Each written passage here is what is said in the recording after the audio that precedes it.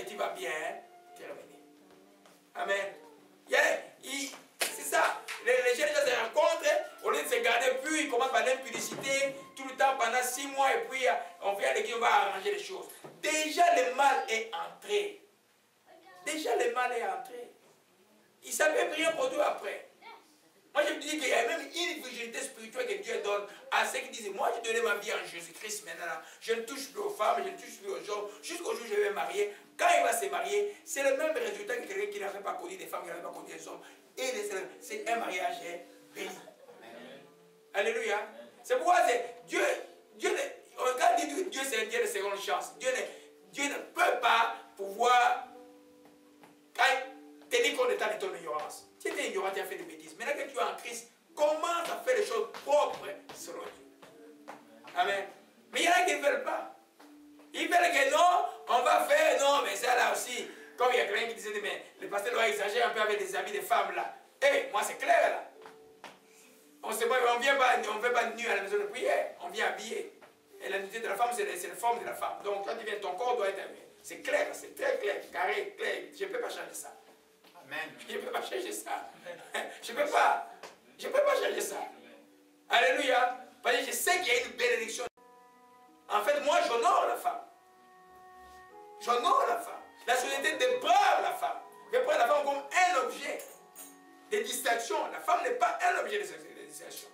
Alléluia. Amen. Je disais que la femme est, la stabilité de la famille dépend de la femme. Amen. Alléluia. Alors, c'est très important de comprendre que Jéhovah a commis cette erreur-là. Et voilà ce que l'erreur est là. Amen. Le deuxième principe que nous voyons, nous sommes souvent la cause des problèmes de notre propre progéniture. Ah, cet enfant ici, là. Ah, les enfants. Non. Regarde-toi, toi-même d'abord. Alléluia. Quand je dis nous, ça peut être toi, ça peut être ton grand-père, parce que la malédiction peut faire 4 générations qui subissent cette malédiction. Vous prenez dans Exode chapitre 20, et tu n'auras pas d'autre Dieu devant ta face, tu ne peux pas représenter tout ce qui est dans les ciels et faire des statues et puis dire que c'est ton Dieu. Amen. Parce que ceux qui font ça, il y a une malédiction jusqu'à la 4e génération. Alléluia. Dans d'autres termes, c'est qu'un parent fait aujourd'hui, le papa fait aujourd'hui, la maman fait aujourd'hui, a une incidence sur la progéniture. Extrêmement important. Alléluia. Amen. Les victimes dans toutes les sciences occultes, c'est les enfants. Dans toutes les sciences occultes, les gens qui vont faire formation, c'est les enfants. Amen. Alléluia. Je demande qu'elle ait fait assez plaisir là, de plusieurs femmes. Et puis quand elle est voilà, la concubine a été belle, il n'a pas voulu passer, il est passé là-bas. Il ne pouvait pas imaginer que c'est d'elle qui viendrait à la mort. Il a offensé Dieu. Il était la femme de la tribu que Dieu a dit, vous n'allez pas avoir de contrat de mariage avec eux. Amen.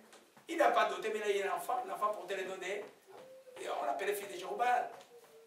Alléluia. Amen. Alors nous comprenons que si nous sommes... il faut être conscient que souvent les parents sont responsables des problèmes de leur progéniture. Nous parlons de Jéhovah, on peut voir aussi à l'homme de Samuel, voyons aussi David. Alléluia. Voyons à l'homme de Samuel, chapitre 2 Samuel plutôt.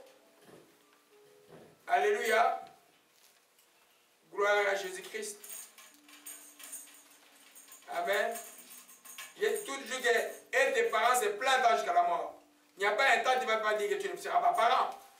Quand les enfants sont jeunes, tu es derrière eux. Quand ils sont grands, tu es le meilleur conseiller, le meilleur exemple que les enfants peuvent prendre. Ils peuvent te regarder avec joie et dire non, non, non. Moi, je prends cet exemple de mon père, je prends cet exemple de ma mère, les enfants sont joyeux. C'est pas le modeling des parents n'arrête jamais. Alléluia. Prenons 2 Samuel 12. Gloire à Jésus-Christ. Tu veux que les enfants honorent Dieu, toi honore Dieu. Tu veux que les enfants prient, toi prie. Les enfants regardent ce que les parents font. Si Dieu veut que les enfants ne prient pas, toi joue avec Dieu, les enfants aussi vont jouer avec Dieu. Alléluia. Amen. Amen. Et Samuel chapitre 12. Alléluia. Omashika manakaya.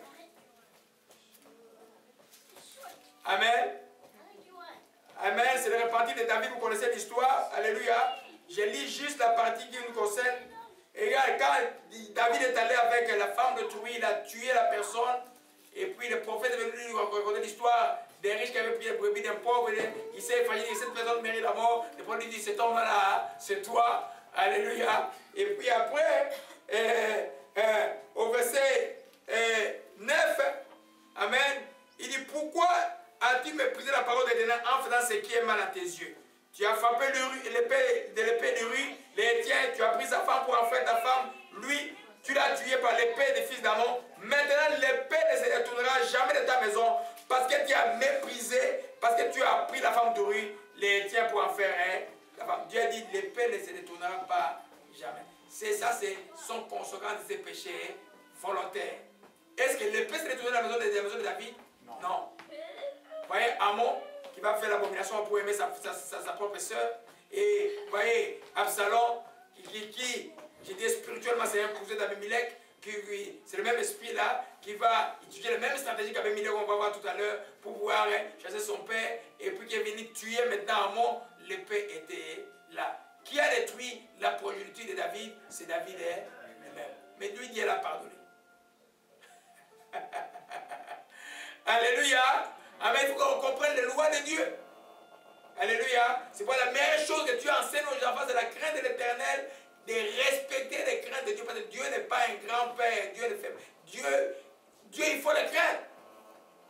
Alléluia. Gloire à Jésus. J'espère que le message, tout le monde suit là-bas parce que dimanche, il y avait quelques problèmes. Alléluia. Gloire à Jésus-Christ. Amen. Alors, nous voyons que David, la progéniture de David a été. Le problème de la progéniture, c'est le papa lui-même qui a. C'est toujours le plaisir. Amen. Tant que tu le mets, le plaisir là, le plaisir sexuel, les autres plaisirs là, tant qu'il n'y a pas de maîtrise dans la vie, ça va te causer des problèmes. Il y a des gens qui ont gardé des grands ministères à cause simplement de ça. À la minute où ils ont connu la bêtise, selon les témoignages, ils ont fait la bêtise la plus grave, mais c'était déjà trop tard. Et là, les gars me disent, hey, je t'ai eu, il est content. C'est pour ça que ces choses-là, quand tu les vois, tu fais quoi? Hein? Tu fuis. Amen. Alléluia, on fait quoi? Hein? On fuit.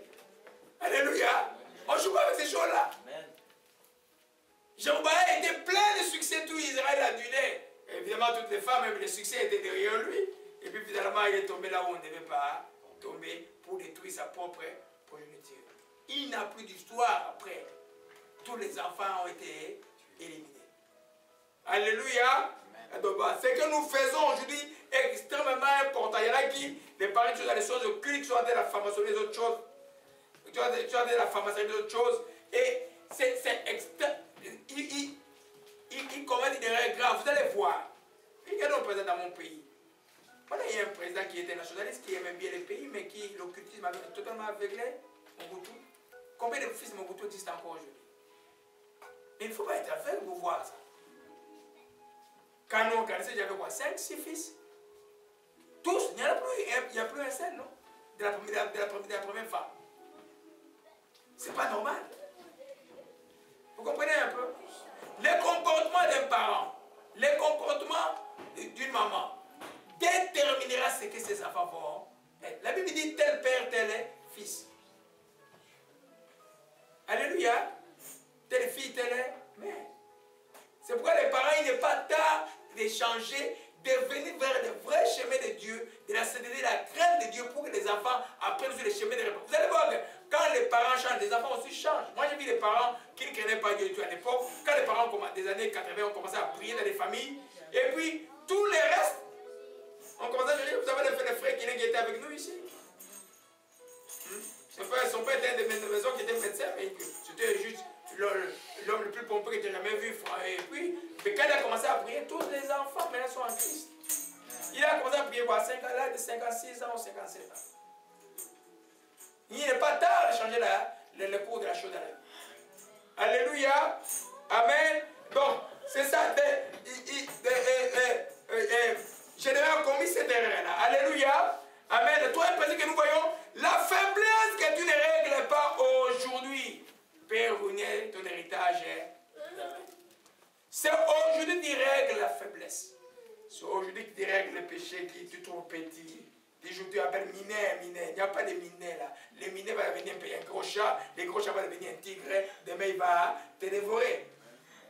Alléluia. C'est aujourd'hui que tu règles ces choses. Parce que ça va détruire la progéniture. Les divorces viennent comment? Par des petites choses qu'on ne peut pas corriger. Les divorces, c'est la chose, l'arme de Satan qui réussit le plus pour détruire les enfants aujourd'hui. Combien les enfants sont blessés par les divorces?